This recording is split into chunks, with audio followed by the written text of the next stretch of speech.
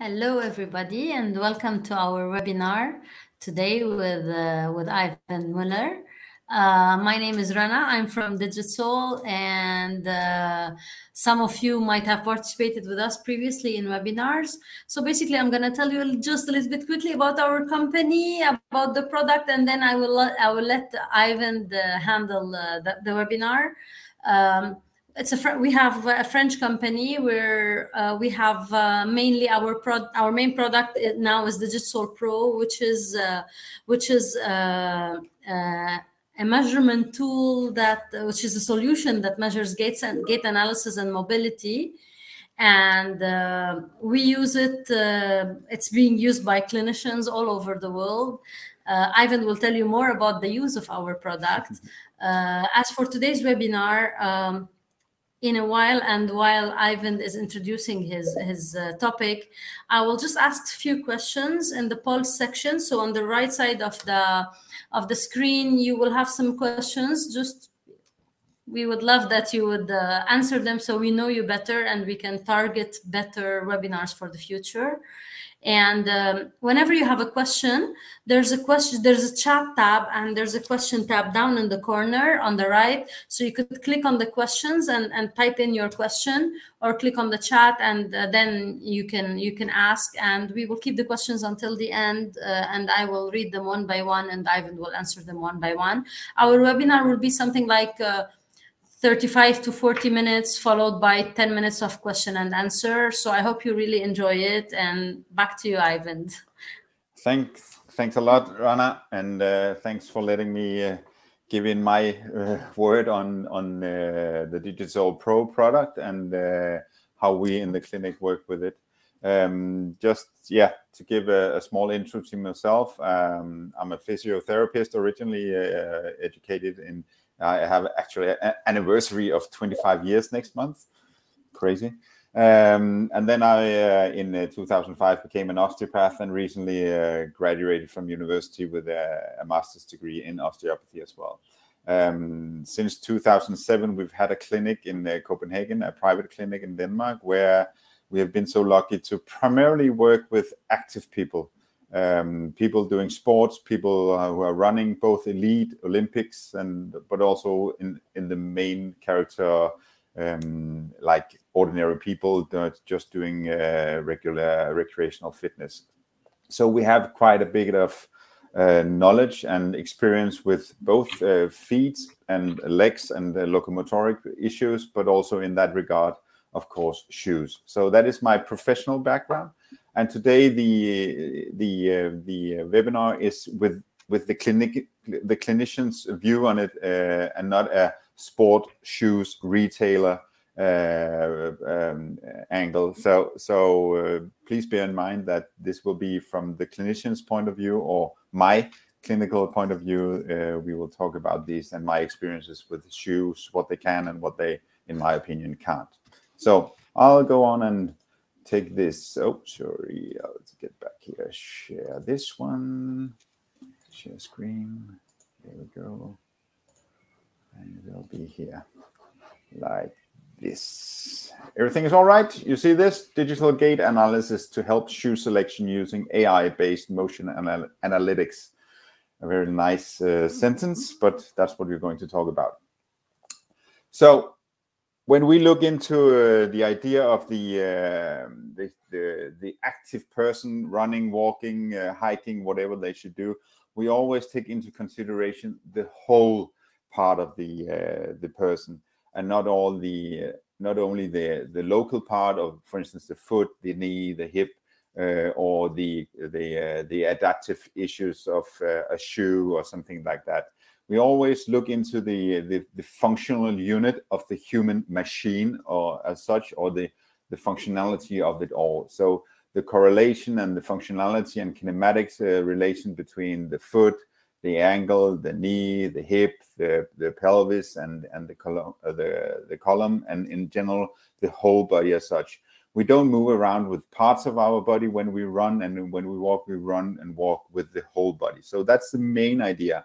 And also knowing that each part of these cogwheels can have an effect if they are less working than they were in an optimal setup, and thereby affecting all of the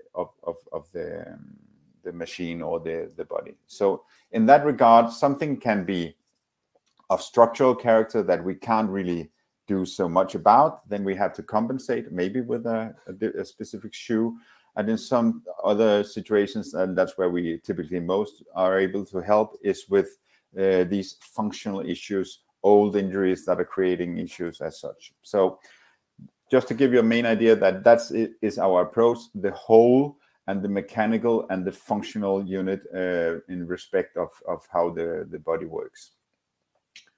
So with today's subject being the shoe and how to choose the right shoe and use the right tools or the different tools to assess the right choice of shoe or the best choice of shoe, we must accept that the ground contact is one of those situations that really stresses our body or affects our body very much. And in between our body and the actual earth, giving this ground contact, we have this surface or this layer in between that we can put in, which is the shoe for our body. And in other situations, like for instance in a car, it would be the tires. And it is in that respect we should look into the shoe as we look into the tires as a part of a car. We also have to look at the same way, or that's my opinion, into the shoe as a part of a whole. It can't be the one thing that should fix everything, but of course it's not something that is just there. So like a Formula 1 racer probably wouldn't be very satisfied if the mechanics just put some tires on his car and just say go ride on these. It doesn't matter whether it's for rain or for dry conditions, warm or hot or cold situations.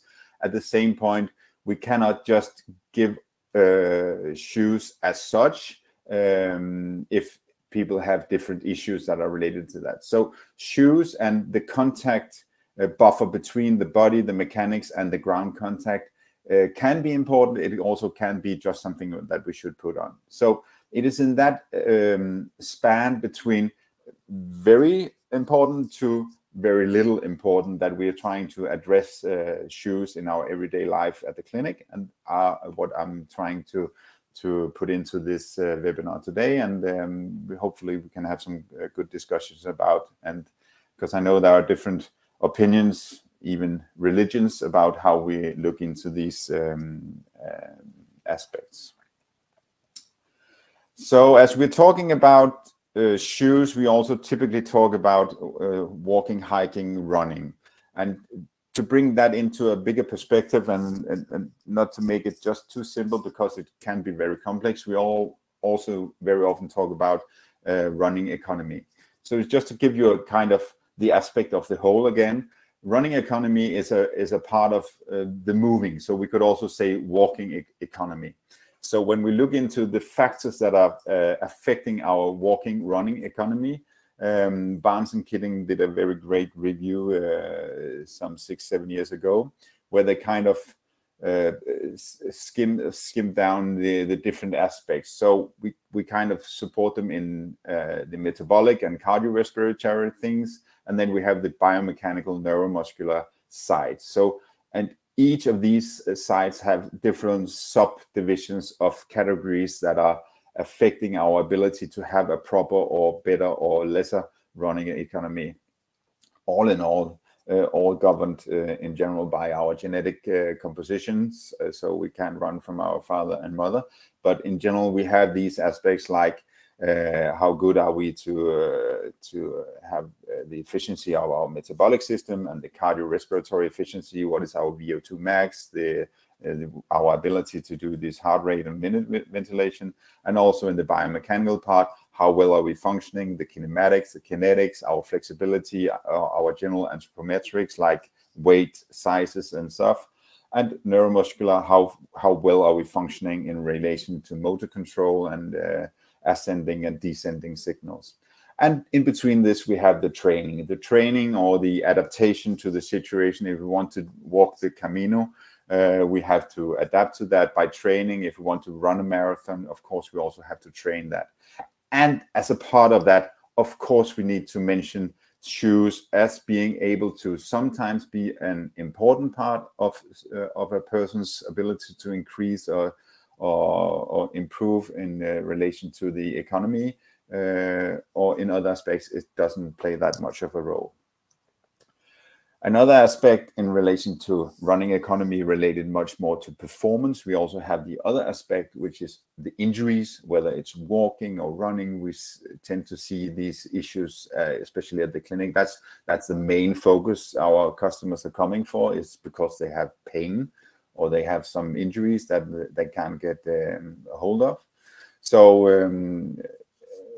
some Danish physiotherapists made this framework in 2015-16 as a sort of a framework to kind of identify why do we get these running related injury. And of course we can also could say walking related injury, because the factors are more or less the same. They are just accelerated a bit more with running, and that's what the typical part is, what we talk about in general public. So what they talk about is the structure specific load capacity when you enter the running session. So this is much related to how are you how are you treating your own body in relation to the training. How is your diet? Are you taking care of previous injury?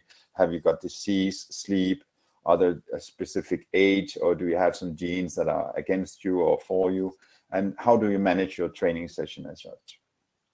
All those aspects can give you a reduction in structure specific load capacity. So that is a reductions in your body's structure's ability to actually handle the running or the walking session in that matter. And then we have the B, which is more the actual running or walking. That is relating to how much do you weigh, how much speed do you have, what kind of terrain. It is more about the size and the shape of you. How do you run? What kind of style? What kind of shoes? What kind of surface do you run on? And all these things goes into a definition of a specific structure, specific load per stride. And then when you multiply that, you can do some mathematics, and then you have the number of strides and the structure specific load per stride. And that can go directly down and give you a structure specific load that can give you an exceed of that capacity, or otherwise it can go on the side to the C and support that reduction over time that at the end will give you this injury situation. So it's just to sum up that it's often a bit of a complex picture when we talk about injuries, as it also is a complex picture when we talk into performance and running economy, walking economy, and the shoes are a part of this complex picture. And that's why we sometimes see really excellent things that we can advise on regarding the choice of shoes, and sometimes it has very little effect or influence on these parameters. Just to sum up, in relation to gait versus running and shoes, we have these two kind of profile. This is pictures taken from the DigitsolePro analysis from a person that just fits into the textbook.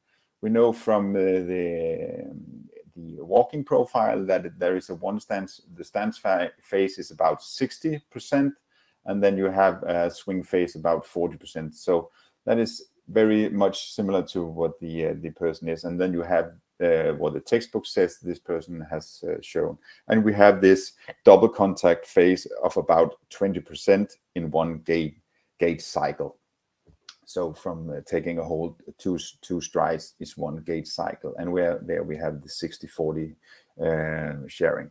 In running, it's a bit more not like this 35-65. It can vary a lot depending on running styles and stuff like that, but the most dividing thing from them is that we have in gait we have the double contact, and in running we have the double flight time. So we have a period of time where we don't touch the ground at all, and in walking we have the time where we at a certain point touch the ground with both feet, and we always have at least one foot in the ground. So just to be sure of that. So why do we need shoes? There's a few bullets to that. there is the adaptation to the outer environment. As I mentioned before, it is the buffer between the body's mechanic or the structural body and the outer surface, and that brings in a kind of a buffer to protect us or being able to adapt to the outer environment. We have the support and the comfort of our foot and in general our body when we walk and run. We have, especially in the last 3, 4, 5 years, an increased focus on performance. And of course, we want to look great. So when we talk with our patients, we have this pyramid that is in the priority of shoe selection. So when we address people's need for shoe, the first thing that we always say is that you have to feel comfortable and nice within the shoe. So you have to have the right feeling when you step into the shoe. And it's not the feeling of softness, because we have this instant soft foam feeling when you step into shoes, and that typically diminishes within a few weeks or months at least. But it's more the feeling of a shoe that actually suits you. So it's quite difficult to set on an algorithm or binary definition of it, but it's, when you have a shoe that feels good on you. So that is the basic parameter. That is the fundamental part of having a good shoe. A bit illustrated here by these squared Jacoform shoes or moccasins. And then at the next level, we have like the technical parameters, a bit shown with this concept too, with a lot of technical parameters put into the shoe. These are typically like stability issues, gait line put into the soles, the level of drops, the stack height, all these things that we know from controlling the movement, supporting you in different aspects, and which are designed to give you the or do a complementary work for the foot in relation to what kind of sport you do. It's also technical parameters, can be the outer sole. If you want to run or walk in trail terrain, you should have the right outsole and stuff like that. So you have these two major parameters: the comfort, which is crucial and the absolute primary, and then we have these technical parameters that we in some cases are very necessary to put in to optimize the walking or running, and in some cases not that necessary. And of course we have the looks. Everyone kind of laughs at when I'm saying it, but I can assure you that if we have a novice runner and the shoe looks like shit, it's definitely something that can define motivation for or against actually go out and run. So of course it's not the most important, but it's not important if you look into what we experience at the clinics. So if you want to kind of categorize the running shoes, and the running shoes are where we really have this categorizing. It's less or divided into another way in walking shoes, but in running shoes we have the minimalist shoe, which is typically characterized with a 0 to very low drop. It has a minimum of technical applications, if any at all, and typically also very low stack height, meaning that the sole, the outer sole or the midsole, is very thin. So this is categorized by the minimalist shoe. Then we have the more classical shoe, which we know from when we go into an ordinary sports shops. You have these curry-face like the Asics Gel Cayano or Nimbus, and we have the New Balances 860 and 80, which are really these mainstream shoes built up with a classical high drop, being the heel being a bit higher than the forefoot, typically between 18 to 12 millimeters, sometimes even 14. And they often have different technical applications with gait lines and supportive things like heel caps and other technical things that are put into these from the designers. And then we have, again, on the last decade, this new type of shoe, the maximalist shoe, which is a kind of a hybrid between the minimalist and the classical shoe, bringing in like typically 0 to very low drops, but with an increasing very high stack height of more or less at least plus 30 millimeters in general. So this is typically brands like Hoka, Altra, Topo, and other small brands, but also New Balance and Nike has come in with their very big shoes in the later years to put into that market. And there is something interesting about these kind of shoes, and these shoes are also a part of this new performance approach with the shoes, where we really see some effects. So this is in my opinion, and in my general approach when we talk with our customers and clients, the three major aspects: whether you can be a minimalist runner or walker, you can be a more classical, I just want to have the classical shoe, or you can go in for the maximalist shoe. In relation to these shoes, we also have these functionalities. As I mentioned before, we have a category of natural shoes. It is not only within the minimalist shoes that we have these natural shoes, but it's typically in the minimalist shoe we have natural feelings. But you know, from Nike Free and other similar models from different brands, we have this natural shoe where there's a very soft heel cap. There's no control during the foot. It's all just using the foot as it works in its natural setup. So these are what we call natural shoes. Then we have the it's actually in one shoe, or in one aspect we have a neutral shoe, which don't give us that much control in relation to the movements of the foot. And then we have the supporting shoes, which is, I've written in anti-pronation, which is a word that is more or less dead, but what today is more mentioned as a support or guiding shoe. So it's been widely accepted now that anti-pronation is really a bad word, because pronation is a natural movement and should be there as the absorption of the shock from when we are landing on the foot. So, but that's in general terms what we had previously, and understanding as a supportive shoe. So when we look into these three aspects that were mentioned before about the adaptation and the support, and we have this the performance part, I'll go a bit through this. And I mentioned the adaptation to the outer environment, and of course the outer sole is a specific part of the shoe that is very much related to the outer environment, being like, for instance, here on the left side we have the trail sole, which is very cloddy and built to grasp the wooden floor, or the floor in the forest, to actually get hold of the mud and gripping it. On the top left corner we have an Asics Gel Cayano, which is a very much more traditional and classic running shoe with a bit of guideline, with a bit of traction control, with these green and black spots, and then we have a bit of a side stability on those.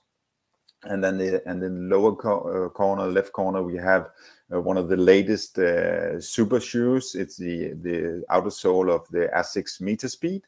So you see no structure at all. It's just almost just foam with a small hard surface, just to protect the foam from not wearing out immediately. No traction, almost no traction whatsoever to the ground. So it's all built for speed and bringing us as fast as possible forward, and typically in a very controlled environment like asphalt and or tracks as such. So these are these typically with, of course, very great variations within these. the typical outsoles that we see in relation to the adaptation to the outer environment. And just to bring on, this is a fine picture of one of these new maximalist shoe, a plus 30 millimeter stack height in the sole.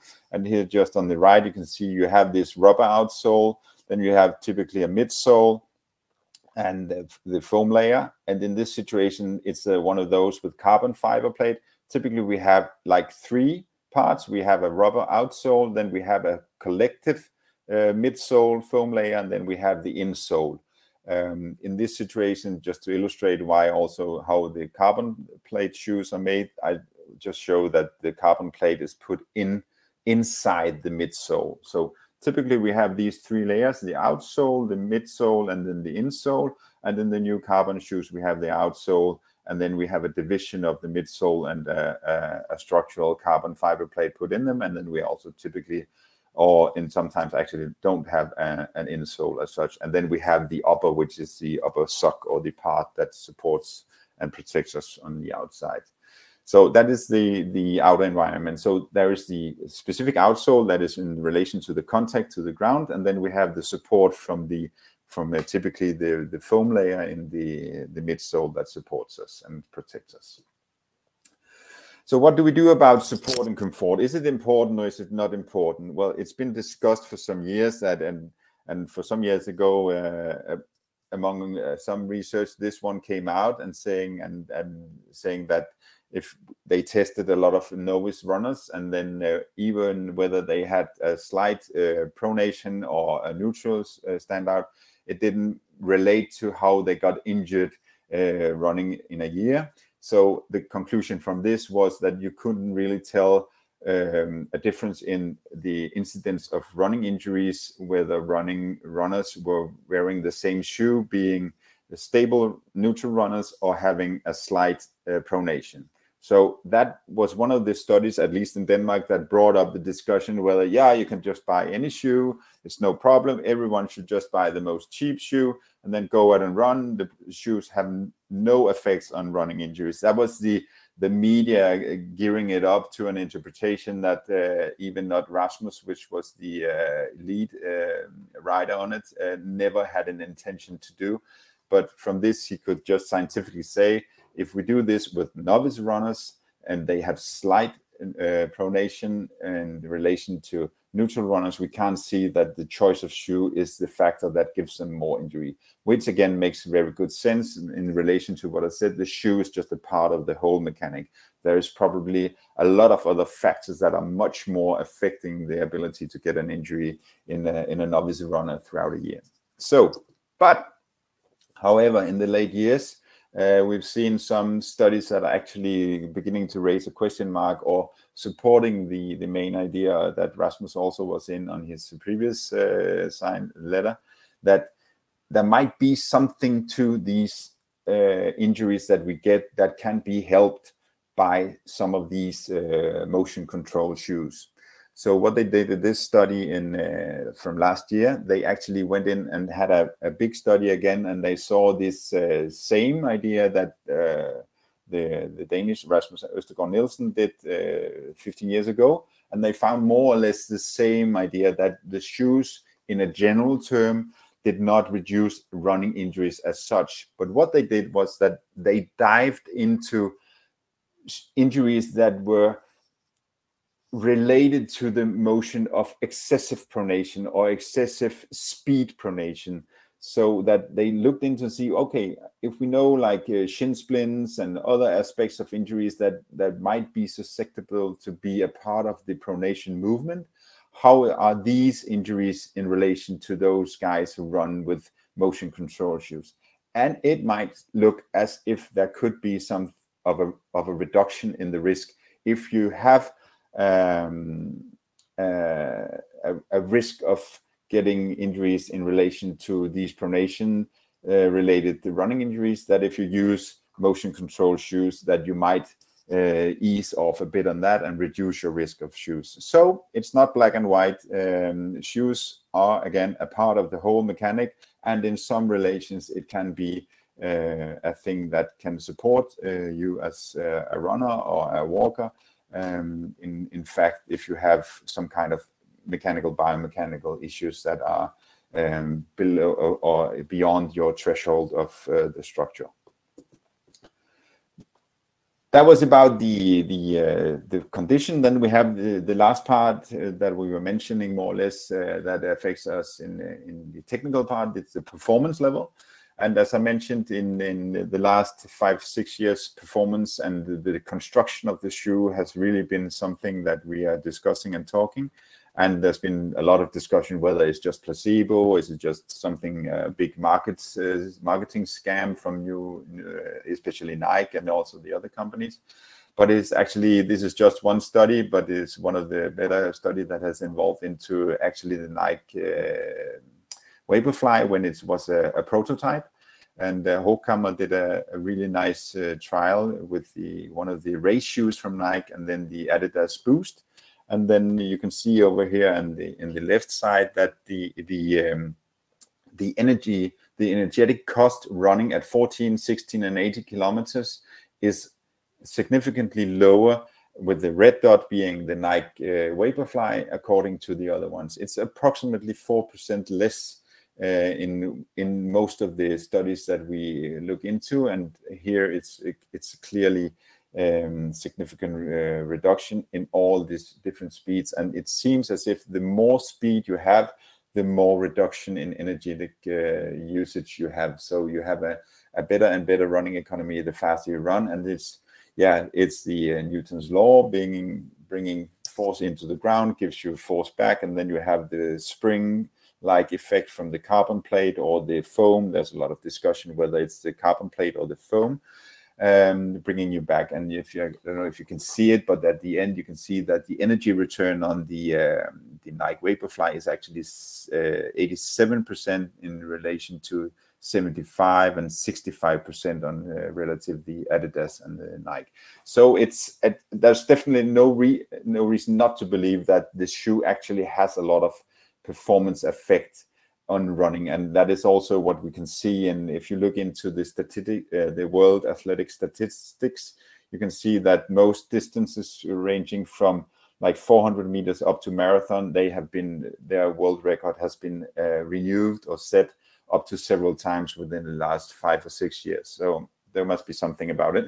And we also did a small challenge or test in our clinic. We got a national runner.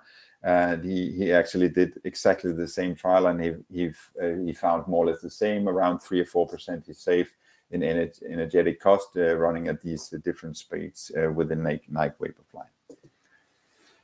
And in relation to performance, there's a new review here that made it walk through it, and they also said that it's definitely something that has to be taken into consideration. Now they found out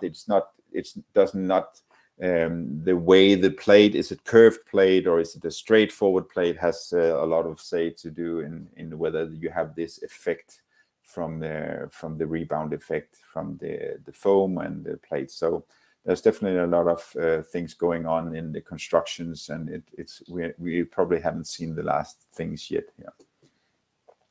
So going back to, now we've assessed all the technical issues. What is a shoe? How do we work with it? What are the primary parameters of the shoe? Now I'll take you a bit through the clinical, the assessment, what we do in the clinic, and then we'll go into the case stories that I have brought today. So any issues at a patient or a clinic or a client will come, or a customer will always be assessed clinically. So what we do is we do a full physical examination, a story uptake on how, why, and what has happened. Is it an acute structural problem? Is it a more prolonging functional problem issue? Is it related to gait? Is it related to running? All those things that you know from a clinical basic assessment, with an increased focus on functionality. Of course, we also have all the psychosocial stuff on the side, but in this aspect, we typically very fast go into the more biomedical, biotechnical, or biomechanical aspects of these, without not forgetting the psychosocial issues. And then we use the technical parts of, for instance, slow motion video, the DigitsolePro, as a supportive tool to kind of both for convincing, maybe not convincing, but getting a more numerical values and quantitative data on the clinical assessment to actually see are we on the right track, but also as a didactical tool to emphasize to our patient, well, we have some patients who can't feel that there is a diminished internal rotation or an increased external rotation or how they walk. We have people who are very they kind of lack the idea of how do they feel the body when they walk. It's it's sometimes you're amazed, but the most of people are able to make them to feel the body. But with any of these patients, whether they are good or bad at feeling, the video and the DigitsolePro are really, really strong tools for us to support the plan, the structure of the plan, and the assessment of how should we grasp on this. And if and when we have like the idea of a shoe might be able to support the idea of the clinical treatment, the exercises and stuff like that, then we will do the practical testing within the different shoes that we are able to give, or give the advice to go out to the running store and tell them that this is the kind or the type of shoes that we should work with. What we have in the physical clinic, as I said, I'm not a shoe retailer, but we have two brands, and within those two brands, we have two different models that we can sell off.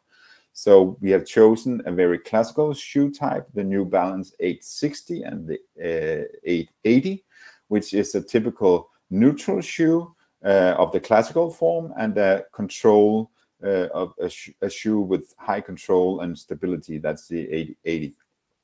So that we have to give the version of a classical shoe, and then we have an agreement with Altra, which is a relatively new shoe brand from US that has this philosophy of having a very broad toe box, so you also have a lot of space for your toes and your forefoot.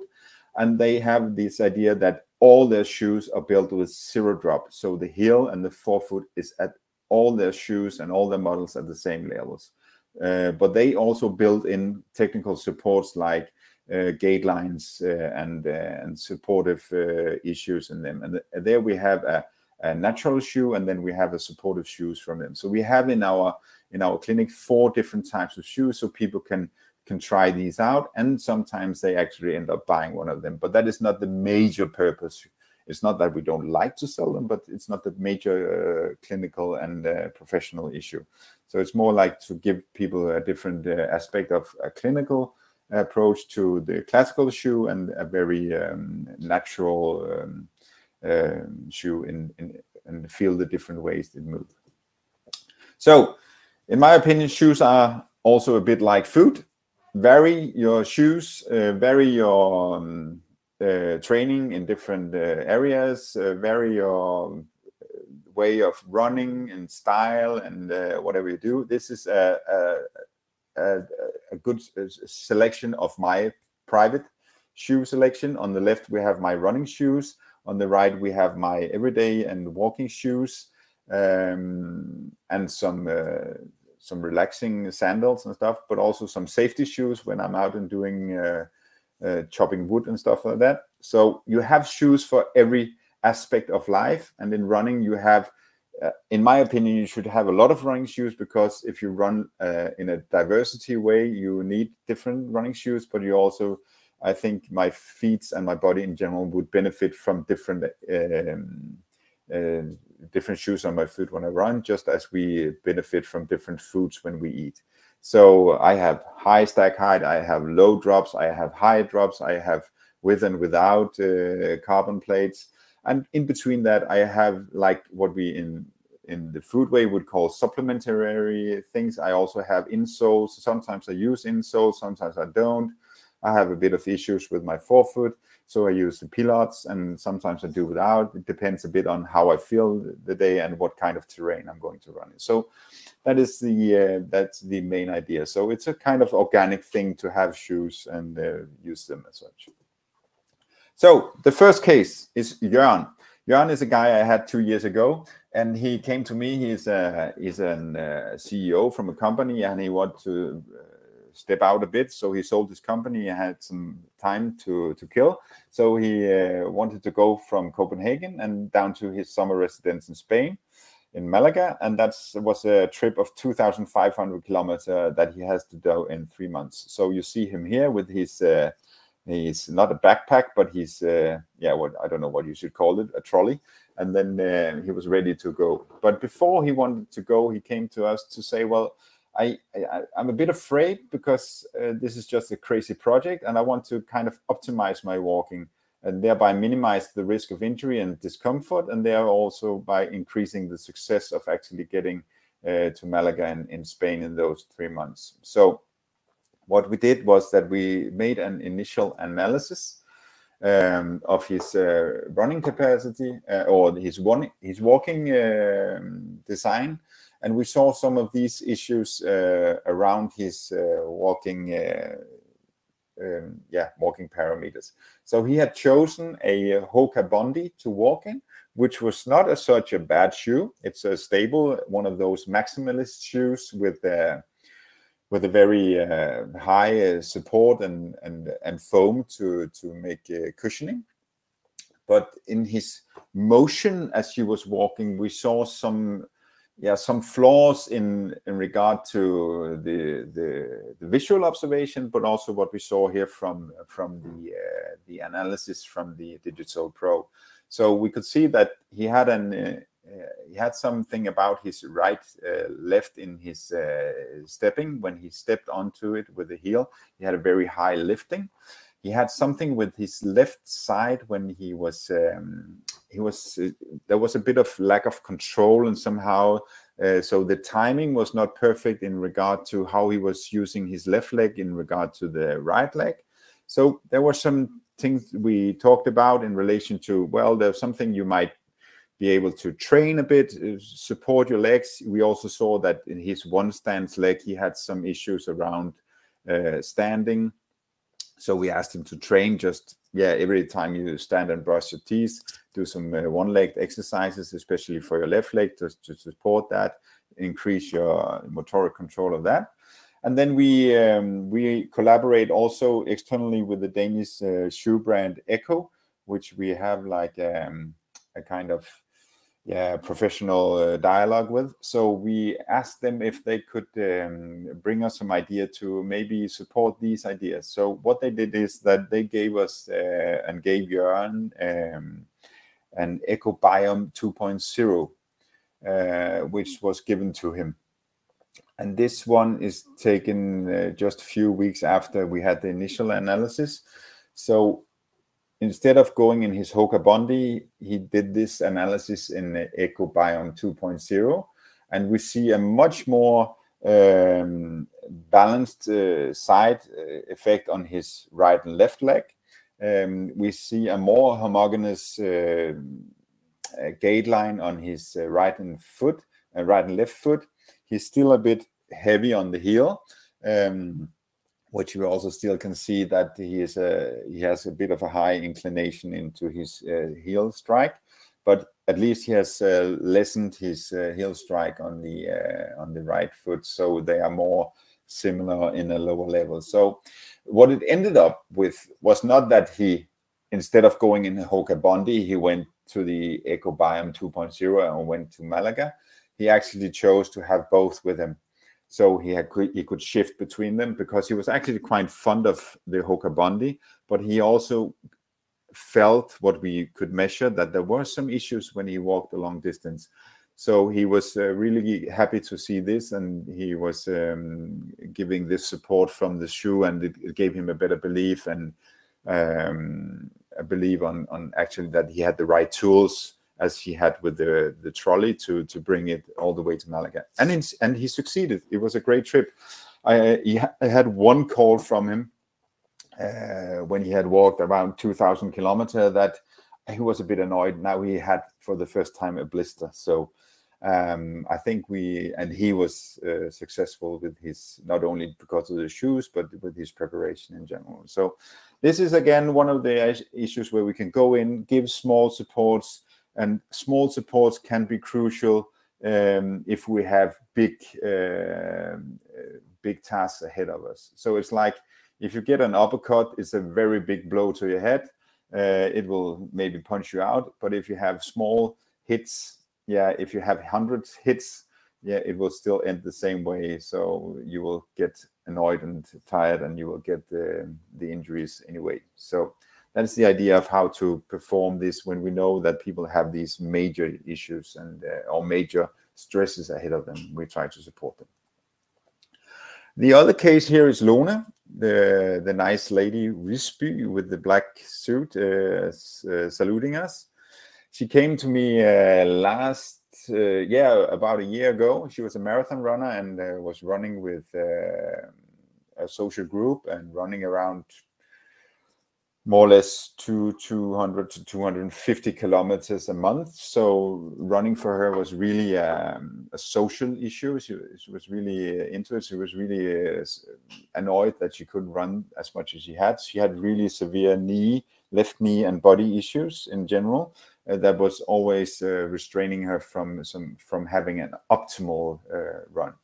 So what we did was do a clinical assessment, and there were different mechanical issues. There was a right hip that had some structural issues and some old operations and a scar tissue that could facilitate some of these structural characters that were influencing her general mechanics. But there were something that we could approach with treatments, and something that we could approach also with our analysis. Because when we saw her ground analysis, we saw some targets or possible targets to work with. So we wanted to go in and increase her cadence. She had somewhat of a lower cadence. We wanted to reduce her initial contact and overall contact time. Those two follow. If you increase your cadence, you release or reduce your contact time. But especially the initial contact time was a bit high on her. She was a really classic heel stroker.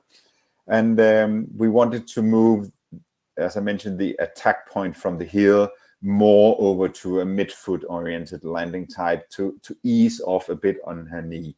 The major rule is that the more you can get into a midfoot or a flat heel landing, the more pressure will take off from the structures above the foot, like the knee and the hip, because then the foot is more integrated into the shock absorption of such. So that was the idea with working with Lone. And when we did the first test, a running test with her, after we treated her body for some time, and the first running test we did with her was in October the 14th last year, and she was running in an ASICS Cayano, which is again a very good classical supportive, and now I use the antipronation shoe. It's known for antipronation, but a stable shoe, which is very supportive and good. She was actually quite happy about it, but she was not sure it was working for her.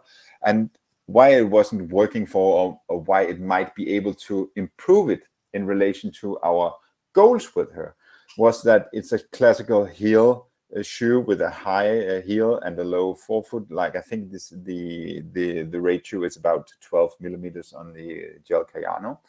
And so when we analyzed her, the first site, the 14th of October, is a test done in the ASICS gel Cayano. And what we see is here that we have a situation of 168 steps per minute. That was her cadence. It's not crazy, but it could be better in relation to what we are discussing. Another thing is that we wanted to look is her strike pattern.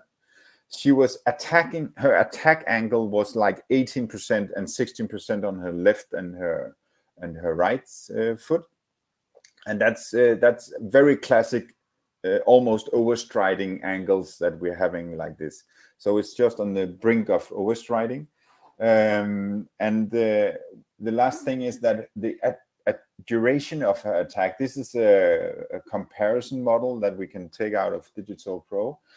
There we can see that the attack duration was 74.5% and 43.7%, which is again in the high end, which is a classical heel landing figures. So what we did immediately after this test on the 14th of October, just 4 minutes later, I did another test with the Ultra Paradigm 6, which again is a neutral shoe.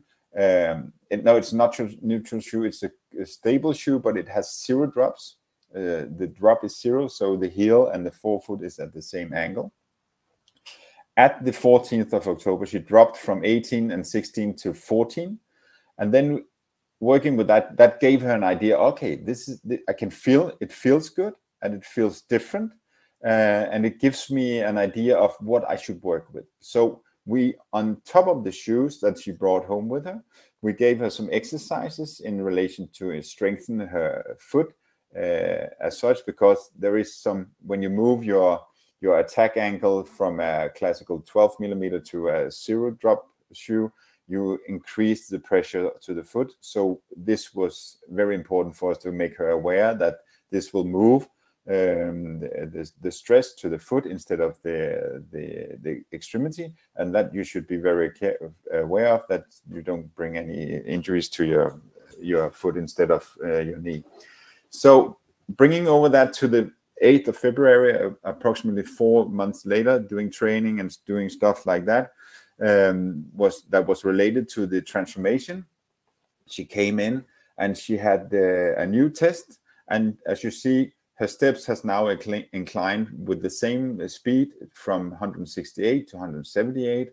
Her attack angle has been lowered now, and even now is at 11.5 and 12.5 degrees. And one of the most things that obviously follows is that her attack duration, the time that she is on the ground, has diminished from the before mentioned numbers to 41 and 41, and therefore a lot more of the time can be used for propulsion. And the collective time is now less because she is only, she is 10 steps more in a minute. So she's definitely becoming a better runner, and that's also what she mentioned at that time. And she's just finished the Copenhagen Marathon this weekend, and she was really thrilled and pleased with her performance there. So that's a really good case, and especially a case where we can follow it over a long period to see how we can, both with training, exercises, treatments, and the right shoe to support the idea of a change in running style and running pattern, can alter it into a more positive way. And then the last case, we have Carsten. He's 56 years old. He's male. He's a recreational runner doing 40-50 kilometers of running in a normal situation. But 3 years ago, he had a distal fibular fracture. And since then, he had these functional problems with constant swelling after activity. So it's really annoying for him to do that.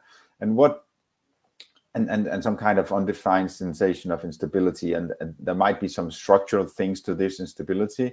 But from pictures and scans, nothing seems to be broken, but there, at least something is wrong. So we had, with another company in Copenhagen, a full-scale running analysis. Some of you might know the qualities, where you put dots on the body and you filmed in super slow motion. And what they focused on was actually the whole body, which is not bad.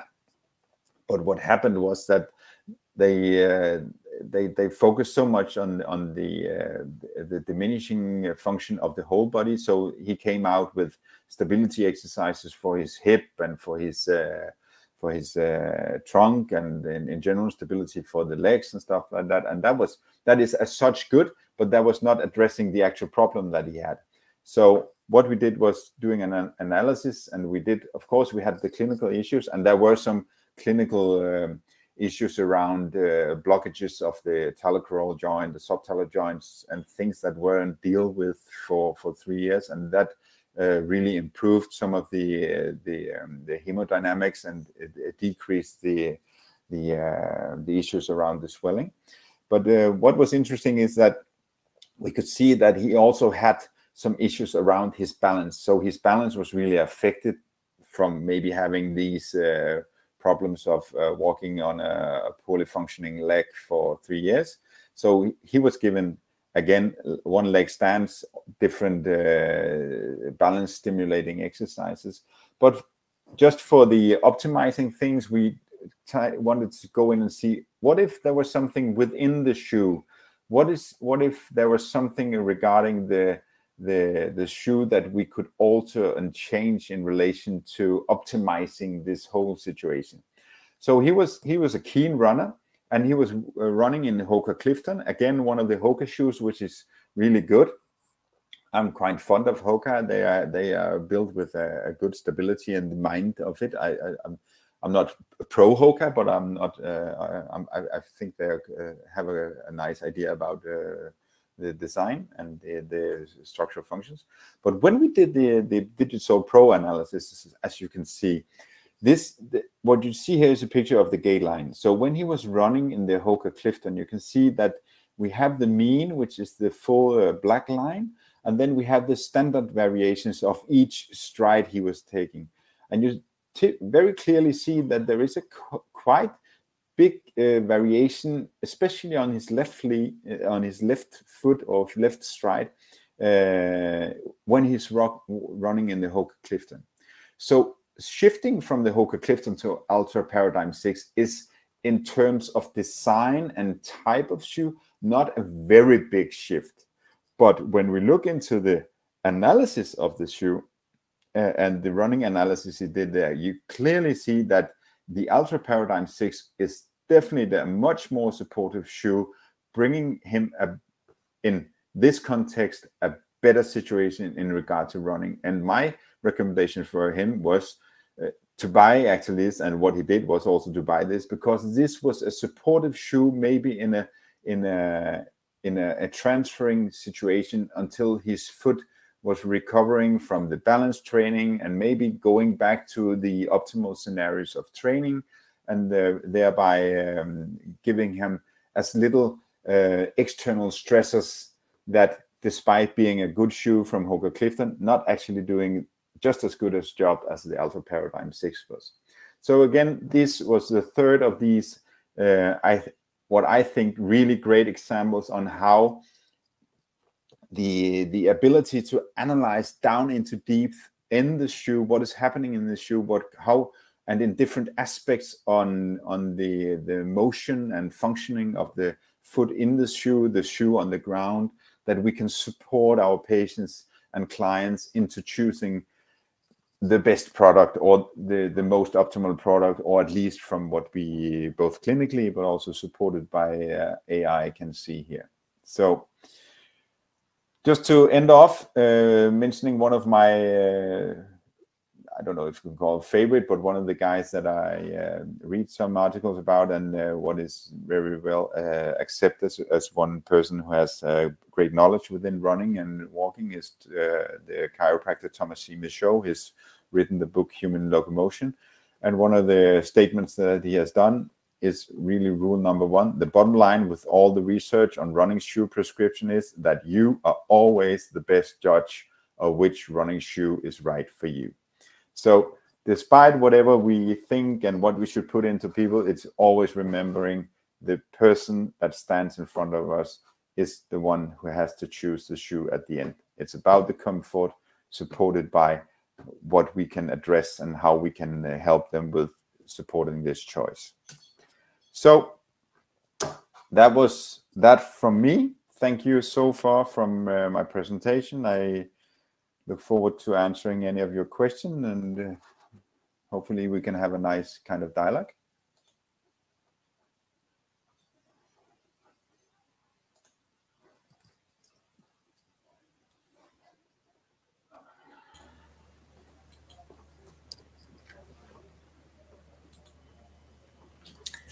Thank you, Eivind, for this webinar.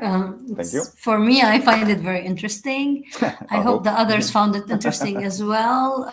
We have a question. First, early on, we had a question from Lorraine. She's asking about the PowerPoint. So if somebody is interested in getting the PowerPoint, please email me on, I'm just putting my email here.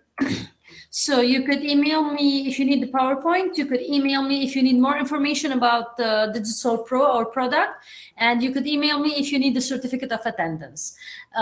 Once you complete watching the webinar, you are entitled to get a certificate of attendance. And even if you do not watch it, basically, if you watch the video replay, you can also, it will show and we can tell and we can issue a certificate as well.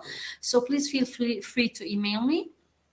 The video replay will be available immediately at the end of the webinar. So you will use the same link that you used previously to access the webinar. You click on the same link, it will take you to this screen and directly to the replay. In terms of questions, we have a question from Chris. Chris is saying, hi all. Eivind, what is your experience of using the insoles in different types of shoes? Do you have to use your patient's already owned shoes? I use both. It's very easy to shift the, I think it's about the DigitsolePro. Yeah, I think so, yeah. Yeah, it's very easy. So you just ask the patient, I usually ask patients to bring on their typically running shoe. Maybe if they have like 2 or 3 favorites, where they can bring them. And then we can have like an analysis of the everyday shoe or the shoe that they use now. And then, as I mentioned, we have this small assortment of classic shoes and the ultra shoe. And as I mentioned, it's not because we want to sell them. It is more like to say, if you change from a very classical shoe to a very low drop shoe, this is what happens in relation to your gait. Maybe that can favor some of your problems, or maybe it's nothing we should do about. So it's both about the human feeling and experiencing this altering of shoes, but also actually being able to give some valid data to see what happens, as I mentioned on especially the Lone case, where we really can see over time how she changes, and that is really supported by going from a classical heel shoe to a low heel shoe. But it's not like I'm favoring low heel shoes as such. A classical heel shoe can also be very fine. I hope that answered the question. So in general, you can easily shift the DigitsolePro when you want to examine your patients from their shoe to a new shoe and shift it back and forth. You just do a new analysis on the iPad. Okay, apparently there's another question. Or a comment. So Chris, who asked the question, says thanks. Apparently the answer was good and satisfying. I don't know if we have any more questions. You could post your questions in the questions tab or on the chat tab. Okay, so we have a question from Theodore. Before we have from Kirk, do you have any experience in Achilles tendinitis, and which shoes or runners for runners? Actually, right now I'm working with if you take Achilles tendons and heel spurs and stuff like that, there is a German brand right now that is called True Motion, and True Motion has made they built up with a very classical high heel, but the heel is made of it is cushioned with a horseshoe. So it's the outer cushion is actually a horseshoe shape, and it seems like that supports very much the heels, and it actually gives some good results on diminishing the pain. The idea is that if you have like the horseshoe, then the heel goes inside the horseshoe. So you actually have the horseshoe like this, and then it goes down like this, and that stabilizes actually foot when walking or running. But at the same time, there is no direct pressure up into the heel. So especially with heels, and I think that might also could be something that we could discuss that could be supportive for heel or Achilles problematics. But otherwise, the problem is with especially Achilles tendinitis, plantar fasciitis. It is really a a troublesome diagnosis. But in general, we used to give people a bit of a high heel, and if they are very if they come in and they have heel or Achilles problems and they are neutral runners, like or flat runners, we actually try to tell to them, try to be a bit more of a heel runner, maybe not like overstriding, but actually go back a bit and change it to a rolling low heel run, because that takes off a bit of the stress on the Achilles tendon. Because as I mentioned before or earlier, is that the more you get into using the whole foot, a mid-foot landing or even a forefoot landing, the more stress there will be directly to the structures that are related to the foot, and hereby also the Achilles tendon. So it almost makes logical sense that when you immediately land on all the foot, the tension increases straightly up to the Achilles tendon. So when it's tight, biomechanically, it can be an idea just to give in a bit of a heel lift. It could be like giving a heel cup, or also just lifting and changing the shoe maybe to a bit of a higher heel. But again, it's very independent from person to person. Okay, I hope that has answered the question. We have one question from Theodore. Do you recommend zero drop in general, or it was just for those specific cases? Maybe the support of the Ultra has to do also with stack height and width of the sole, and not only on zero drop. Exactly. So I don't recommend zero drop as such. The zero drop can do something. There's something, the idea from us to have zero drop is that it's so dramatically altering the landing propositions for most runners if they're not used to having these zero drops. So we tend to more look into, are people overstriding, or are they hitting very hard, as I mentioned with Lone, for instance, on the heel. So they kind of have these braking forces when they run. So we are not like saying everyone should do zero drops. For some people, it's very unpleasant, and it's also very hard to the foot and the foot-related structures to just change. And actually, looking at Lone's case is quite significant in that she goes from a very classic shoes directly straight down to a zero drop, and was also with a very high attention from us to see really. Let's see, this seems to be very workable for you, but we really have to be observant for any changes in relation to moving that much of structure or functionality into the foot. But yeah, so of course, any terms of the shoe, stack height, drop level, any technical issues have all parameters that are influencing runners and must be taken into consideration into each run that you're standing with. So we have lots of situations where we say, well, Ultra is definitely not the shoe for you. For instance, Ultra has a very wide toe box. That's a part of their philosophy. But for some people, they don't have a wide foot. So we send them off to have like a better shoe that supports their forefoot better than the Ultra does. So I hope that answers the question in relation to that. We have a question from Ramsey. Have you found any changes in the DigitsolePro data after the patient has been wearing them for a few hundred miles? And if so, when do you think it's reasonable to change your running shoes? So basically, after using DigitsolePro analysis, do you see any difference after selecting a shoe? I guess that's the question. Yeah, if I understand the question right, I think Lone is the exactly right show off to actually say, well, yeah, if supported by training and supporting throughout the period that where we want to make changes, we definitely can see that the DigitsolePro is something that can support this transition over miles. It's important to say that people don't run with the DigitsolePro on their everyday basis. It's not an inlay or an orthotic. It's just a test tool for us to work with.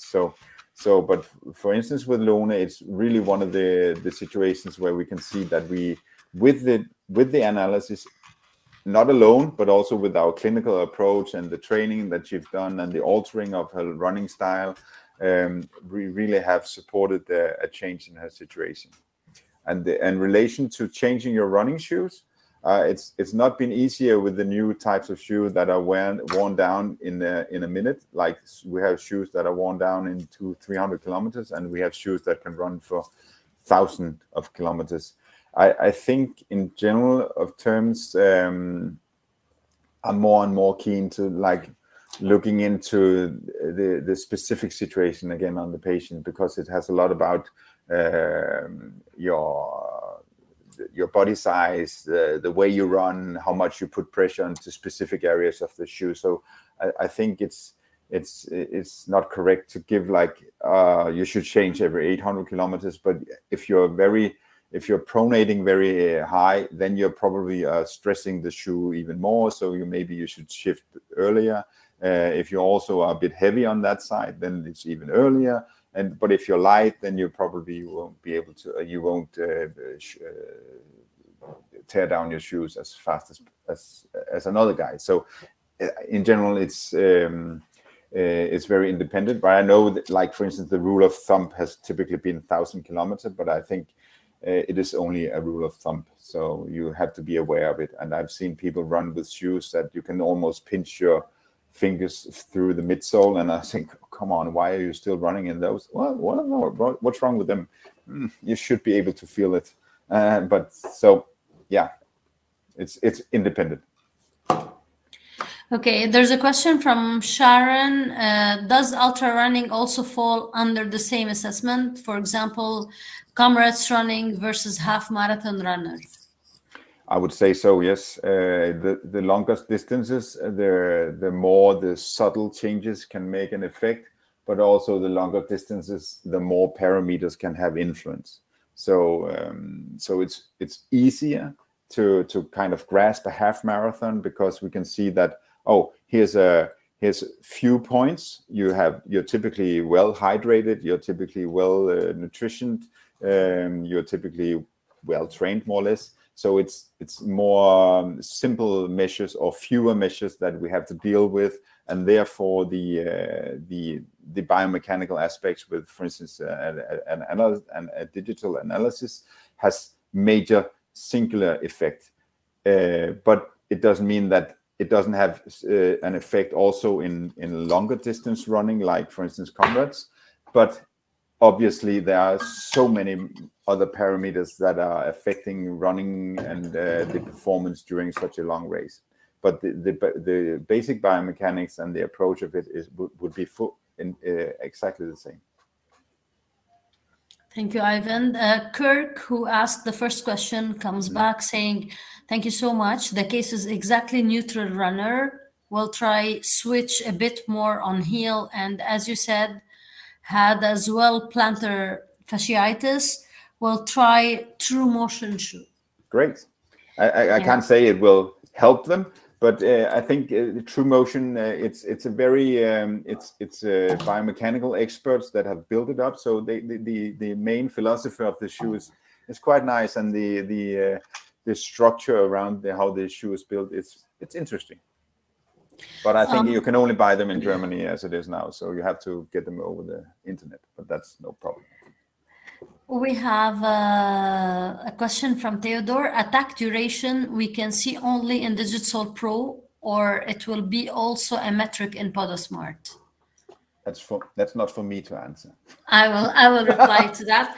In fact, there are DigitsolePro is an upgraded form of PodoSmart, but the difference is basically that on DigitsolePro we don't use the PodoStation, and the insoles are thinner and much more flexible because they don't have battery, and there are a set of pods, 2 small microchips that we insert in the sole, in the insole, and then we use it for testing. And then when another patient comes with a different size, we remove them and we put them in the other size.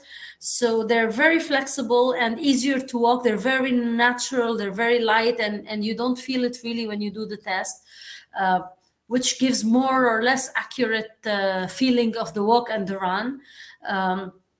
More than that, the DigitsolePro Of course, it is more advanced, more upgraded, and we will be adding things to it. So the product in itself will be developed. As for the PodoSmart, we're not going to develop the product anymore.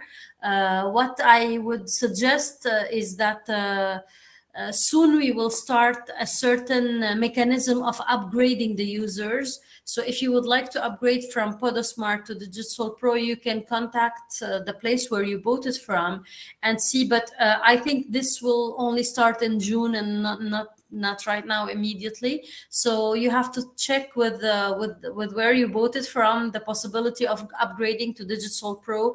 That is possible, and you will pay only like the difference of price. So you will not have to pay the whole price of DigitsolePro. If you need more information, please feel free to contact me. I've added my email on the chat, and we are more than willing to help you and to connect you with a distributor in your countries. There's a question from Sharon. Where can I get this assessment tool in Africa? I am in Botswana. So Sharon, we have a distributor in South Africa, and I know they distribute in South Africa and in Namibia and perhaps in Botswana. So please send me an email, and I will link you. I will give you their contacts, and then you could contact them by email, or I will send your email to them. They will reach out to you and make a demo of the product and guide you on how you can get it. Apparently there's one more question. Let me see. No, that's it. Any more questions? No, I'd just like to comment on that. If people are thinking about it, I would say that this, and I'm not a sales representative for DigitsolePro, but it has been working with runners and walking people for many years. This has been the one tool that has made the most groundbreaking progress for us in both telling the patient but also getting the actual idea of it. So we've been wanting this for a long period, and we were really thrilled when PodoSmart came, and even more now when the DigitsolePro, because it's all about kind of mimicking and seeing what happens when the patient within the foot. We all know the pressure plates, but it's a bit of a clinical setting. We also have pressure plates, so it's a bit still of a clinical setting. So people are very aware of how they walk and stuff like that. So bringing this into the shoe, and especially with the DigitsolePro, which is almost just like a soft sole putting in, they really don't feel it, so they can just walk, and we send them out and they just walk like 200 or 300 meters and run for it, and we ask them to come back. So we have no interference with them, and therefore we will get the best kind of picture of how their situation is within the foot and in their foot biomechanics. So, and if you're thinking about it, I wouldn't hesitate to do it, and I'm not paid.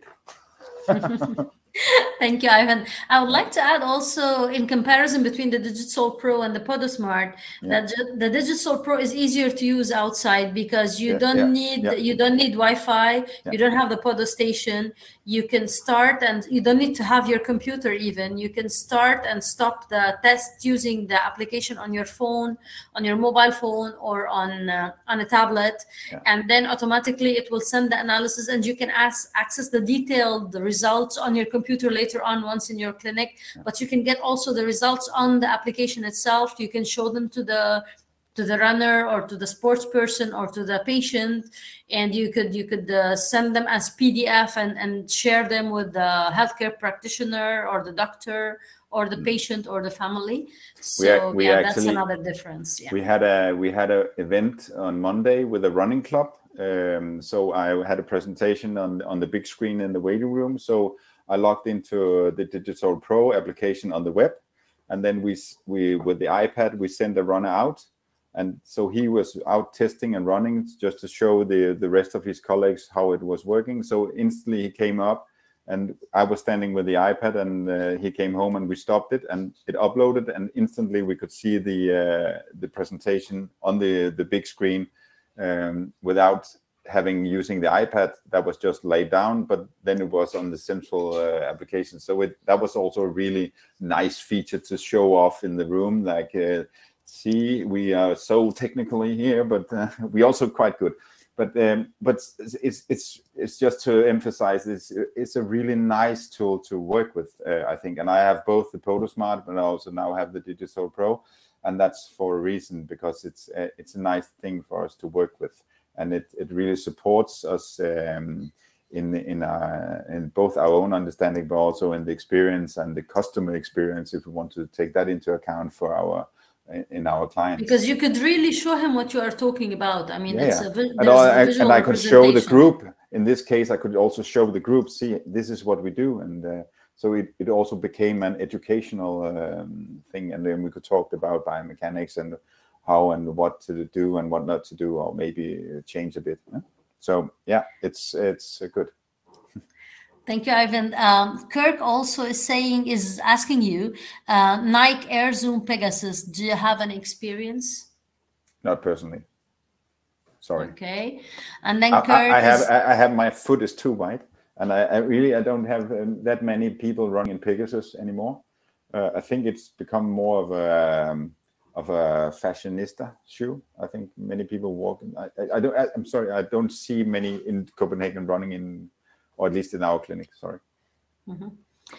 Kirk is also saying, in PhotoSmart, you could not do good running analysis. Our company has it, but with DigitsolePro, you can. In fact, you should be able to do a good running analysis with PhotoSmart, because they could use the insoles, go outside, run, do 4, 8, 10 minutes. I mean, ultimately, the 8 minutes is really a very good time, including 1 minute of maximum acceleration and then deceleration, so the results would be more or less accurate. The only thing is that the insole is not so flexible and not so very comfortable for runners, which is not the case with DigitsolePro. You don't really feel that there is anything in your shoes. But Kirk, if you're facing any issues with PhotoSmart, please contact us. Just go on the PhotoSmart website, contact support, and we will do whatever we can to make sure your running analysis is working well on PhotoSmart. And of course, you could contact us for an upgrade on DigitsolePro. And I would say in the beginning, in the first versions of the PhotoSmart, I would agree on Kirk that was more the gait analysis I used, because there were much more information on the gait analysis, and after a bit it came on to the running analysis. So if Kirk refers to the earlier version of the PhotoSmart, I would agree that was not that good in relation to running analysis, but the walking analysis was quite good. And what we do with runners is we always do a walking analysis, and we also do a running analysis, because some of the biomechanical movement features of the body is better enclosed or disclosed when we are doing walking than we are when we are running. So we kind of tend to adapt or compensate in some matters that we can't see when we run, and that we often can see when we walk. So we always combine walking and running analysis into giving a full biomechanical movement analysis. So, but I think today both the PhotoSmart and also the DigitsolePro has a proper running analysis that you can bring a lot out of. Actually, all the pictures that we had here is actually from the original PhotoSmart. Yes, because I've just received, and I only had a few tests on the Digitsole. So these are what you can bring out from the running analysis in PhotoSmart. And I repeat, if you're facing any issues, please contact us. We're more than willing to help you and make sure everything is sorted out. Or in case you want to upgrade to a DigitsolePro, we're also ready to do that. I guess there are no more questions. So thank you so much, Eivind. Thank you, everybody, for attending. We look forward to seeing you soon. I just want to take the opportunity to say something, that every second Thursday of the month, we will be doing a regular webinar. So every time the second Thursday of the month, there's a webinar in which we will talk about, we will take every time a case or a certain pathology, do the analysis, and go step by step on the analysis, explaining them one by one, parameter by parameter, going deeply and discussing them. This is interesting, especially when we talk about different pathologies. So for example, with lower back pain, for elderly, for sports people, for certain pathologies, and even more and more, we're going to neurological disorders. So I think even if you attend every time, which is 1 time per month on the second Thursday of the month, you will find some interesting things. We look forward to having you participate because your contribution is important, your questions are important, and of course you would always, it's always possible to request to talk live, and then you can open a discussion with us and with the webinar, the person who's conducting the webinar. We really look forward to your feedback. It's very important for us. It helps us to keep improving our product. So thank you, everybody. Thank you, Eivind. And I wish you all a great evening or a great night, wherever you are, or a great afternoon. And looking forward to seeing you next time. Take care. Take care and bye. Thank you so much.